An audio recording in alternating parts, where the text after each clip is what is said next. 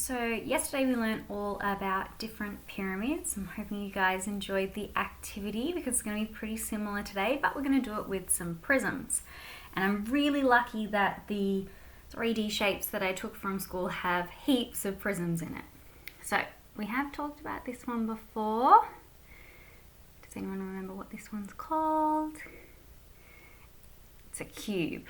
Awesome. So it still has faces, because it's a 3D shape. It still has edges and it still has corners or vertices, if you'd like to call it that. So what's going to happen today is we're going to go through a couple of other prisms and then we're going to see if we can do one all together.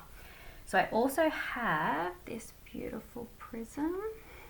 Okay, we might spend a little bit of time explaining how we know that it's a prism and not a pyramid. So yesterday we said that the pyramid on its sides have triangles.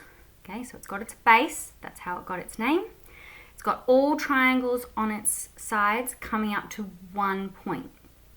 But if we have a prism, we know it's a prism because two of its ends have a 2D shape.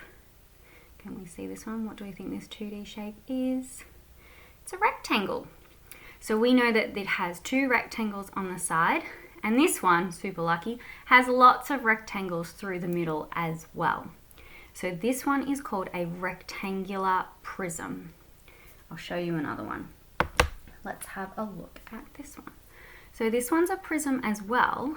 It's got two shapes that are the same on each end.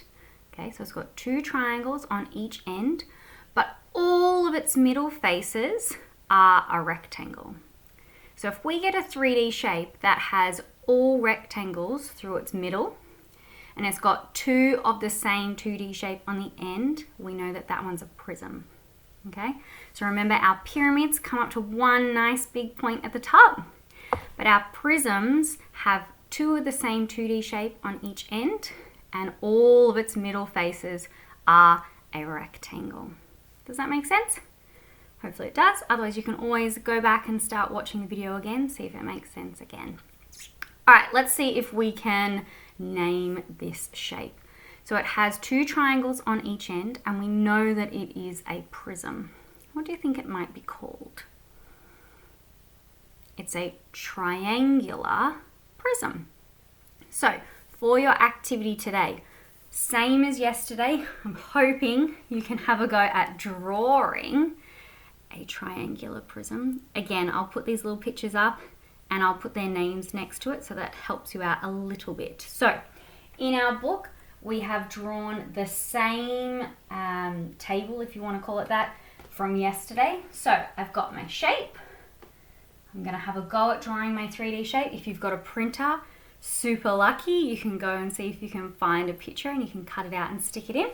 And then we need to name our shape. We said we know it's a prism and it's got two 2D shapes on either side, which are a triangle. So we call it a triangular prism.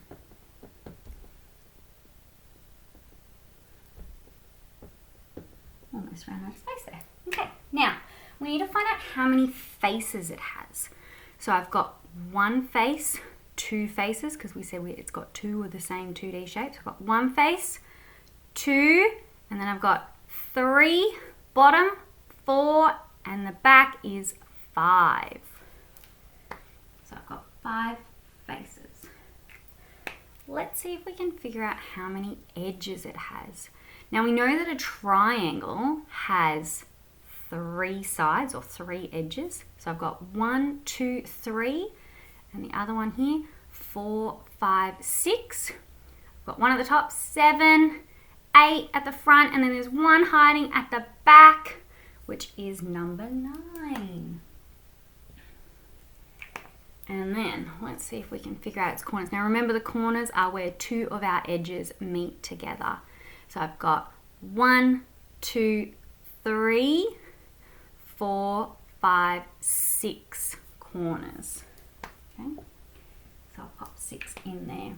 So your job today is to have a go at drawing your 3D prism, naming it, tell me how many faces, how many edges, and how many corners it has. So your shapes for today, and again, I'll pop them on the next slide. You are going to have a go at doing a cube, okay? You can do a rectangular prism. You're going to do a triangular prism. How lucky, you've already got the answer for that one. You're going to do a pentagonal prism, okay? And we know this one is a prism because it doesn't come up to a point, and it's a pentagonal prism because it has 2 pentagons on each end. So you're going to do that one. You're also going to do a hexagonal prism or a hexagonal prism, however you like to call it, and an octagonal prism. Okay, that one might be a little bit tricky to draw, but see how you go. Hopefully we see some really cool pictures later on the dojo. Looking forward to seeing those.